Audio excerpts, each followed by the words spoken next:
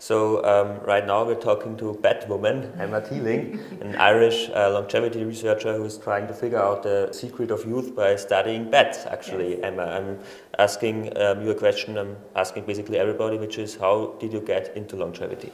I think that's a great introduction. It's great fun to be called Batwoman. So how I got into longevity was I started studying bats for my PhD. And I was asking questions, is how did bats evolve? What mammals are they most closely related to? How did flight evolve in mammals? Because all bats fly.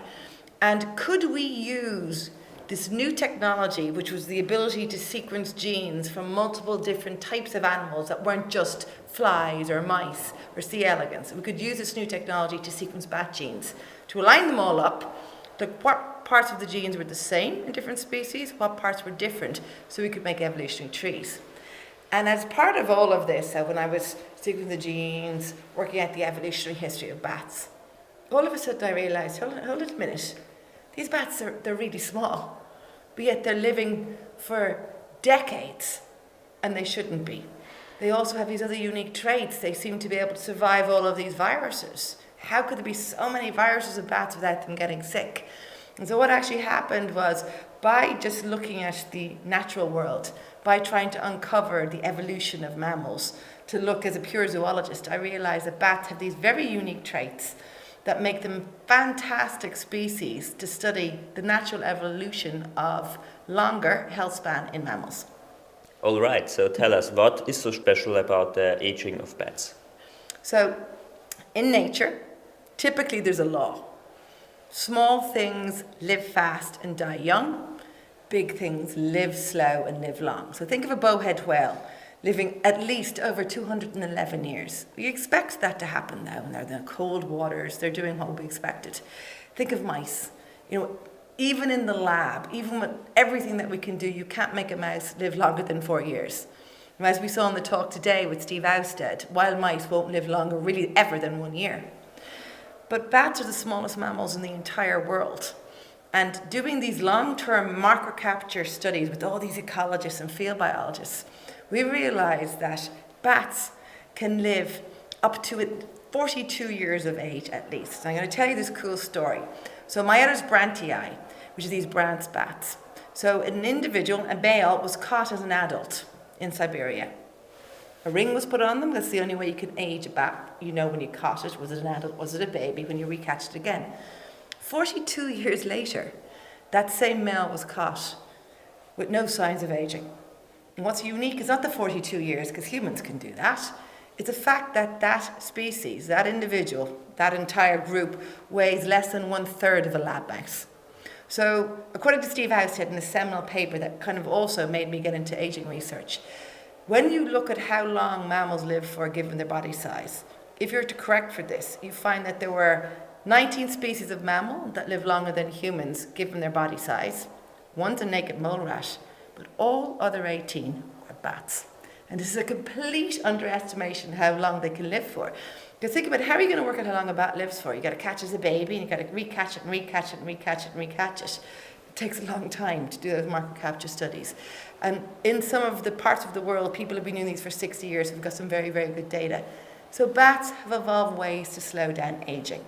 And if you want to correct for body size, the longest lived bat is living the equivalent of 200 and potentially 50 human years with no signs of aging, with no doctors, with no medicine in the wild.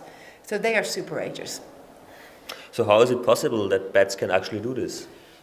So I've spent the past 11 years studying this wild population of bats in Brittany and France, of the longest lived type of bats, these Myotis bats. And what we've been doing is we're taking a little bit of blood and a little bit of wing, non-lethally sampling the same individual year after year after year. We catch the whole colony every year and we tag all the babies. And what we've been able to do is we sequence all of the genes that are being expressed. And we ask the question, do bats regulate their genes in a different way that maybe could explain how long they live for? We've been also looking at some other biomarkers of aging, their telomeres. Do they shorten? Do they lengthen? What's going on? We look at their mitochondria. And what we've initially found, it's extraordinary. As bats age, their ability to repair their DNA increases not decreases like we do. Their ability to remove damage, cellular damage, the damage of living, increases, not decreases. In the longest lived type of bats, the myotis bats, their telomeres do not shorten with age. So they're doing unique things. They're repairing their DNA. They're removing damage. But the other interesting thing is they're able to maintain this very balanced immune response. So as we age, we become highly inflamed, everything goes out of control. A lot of the diseases of the old age are due to inflammation. But the bats seem to be able to match a high level of inflammation with an even higher level of anti-inflammation, keeping in perfect homeostasis. So these are some of our hypotheses.